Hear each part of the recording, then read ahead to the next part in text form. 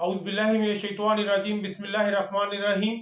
मैं हूं डॉक्टर मोहम्मद परवेज खान। आप देख रहे हैं मेरा YouTube channel Pakistan property adviser. आज हम बात करेंगे कि लोग अक्सर सवाल करते हैं कि सेकंड बैलेट बोगस बैलेट क्यों है, डीएचए ने उसको क्यों बोगस बैलेट करार दिया है। तो इस पर जो है मैं आप लोगों के लिए थोड़ी सी रोशनी डालता हूं ताकि आप लोगों को पता चल सके कि इसके पीछे कहानी क्या है। तो जनरल नवीद सफदर साहब ने जब कंट्रोल अपने हाथ में लिया, उन्होंने देखा कि उनसे पहले वाले जो एडमिनिस्ट्रेटर थे डीएचए वैली की को जो देख रहे थे, ब्रिगेडियर केसर शहजाद साहब, उन्होंने जो दो बैलेटिंग की थी उसमें से बैलेट नंबर 1 और बैलेट नंबर 2, मेरे हिसाब से तो वो दोनों ही बोगस थी। लेकिन डीएचए के यानी उनके बाद जो आने वाले सरबराह हैं नवीद सफदर साहब, उन्होंने सिर्फ सेकंड बैलेट को बोगस करार दिया। उसकी वजह ये थी, जो पहले वाली एडमिनिस्ट्रेशन थी, उन्होंने जब बैलेटिंग की थी तो उनके पास जमीन नहीं थी इतनी जितनी कि उन्होंने बैलेट कर दिया, प्लस जमीन की डेवलपमेंट भी नहीं थी, जस्ट उन्होंने बैलेट किया। वो गलत किस तरह से है मैं आपको बताता हूँ। मेरी अपनी जो उसके ऊपर राय है वो ये है कि जो पहली बैलेट हुई थी उसमें डीएचए ने क्राइटेरिया ये रखा था कि जो फाइल्स थ्रो आउट जीरो है, जिस पर कभी भी 1 रुपए का सरचार्ज भी नहीं लगाए, सिर्फ उनको बैलेटिंग में शामिल किया जाएगा। चले यहां तक तो बात आपकी जायज है, जो आप कहते हैं हम मान लेते हैं।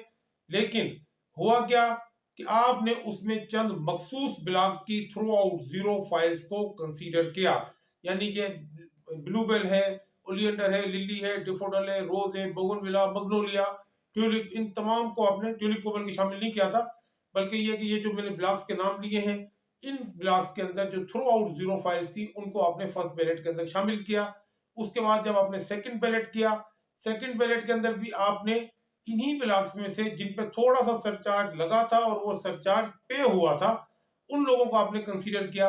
यहाँ पर सवाल ये बनता है कि जब थ्रू आउट जीरो का आप क्राइटेरिया आपने फिक्स कर लिया, तो क्या दूसरे सेक्टर्स के अंदर जो है थ्रू आउट जीरो सरचार्ज वाली फाइल्स नहीं थी? वो आज भी हैं। आयरस, लोटस, लेवेंडर, ग्लेक्सोनिया, तमाम के अंदर थ्रू आउट जीरो सरचार्ज वाली फाइल्स हैं, यानी ऐसी फाइल्स जिन पर कभी भी 1 रुपया भी सरचार्ज नहीं लगा। तो बहरहाल ये डीएचए की मैनेजमेंट ने उस वक्त ज्यादती की दूसरे ब्लॉक्स के लोगों के साथ। वो आज भी बेचारे ख्वार हो रहे हैं, उनकी फाइल बैलेटिंग में नहीं शामिल हुई। तो बहरहाल ये क्राइटेरिया पहला। फिर दूसरे क्राइटेरिया के अंदर भी आपने, यानी दूसरी बैलेट के अंदर भी आपने उन्हीं ब्लॉक्स को शामिल किया। चले पहली बैलेट में आपने उनको मखसूस ब्लॉक को शामिल कर लिया था, सेकंड बैलेट में आप बाकी जो ब्लॉक थे उनकी through out zero file surcharge जो जिन पर लगा था उनको आप शामिल कर लेते, लेकिन ऐसा नहीं किया गया। तो बहरहाल मेरे हिसाब से तो ये दोनों बैलेटिंग फर्स्ट सेकंड दोनों ही गलत थी। अगर करनी चाहिए थी तो पूरे डीएचए वैली के अंदर थ्रू आउट जीरो सरचार्ज वाली जो फाइल्स थी, प्रायोरिटी पर उन तमाम को शामिल किया जाता, जो आती रह जाती उनको सेकंड बैलेट में कंसीडर किया जाता। बहरहाल फिर नई मैनेजमेंट आई, उन्होंने कहा कि जी हम फर्स्ट अलॉटीज को सिर्फ कंसीडर करेंगे और उसके बाद जो जो मार्केट से जो लोग फाइल्स खरीद रहे हैं उनको हम देखेंगे। तो बहरहाल बात आपको समझ में आ गई होगी कि ये सेकंड बैलेट को क्यों डीएचए ने बोगस करार दिया है। तो वजह आपको मैंने बता दी है कि जब सेकंड बैलेट हुआ था उसकी जमीन नहीं थी, डेवलपमेंट नहीं थी, तो नई मैनेजमेंट आई, उन्होंने कहा कि इसकी डेवलपमेंट हम करें, इसके लिए जमीन एक्वायर हम करें, क्रेडिट पहले वालों को मिल जाए, हमें कोई क्रेडिट ना मिले।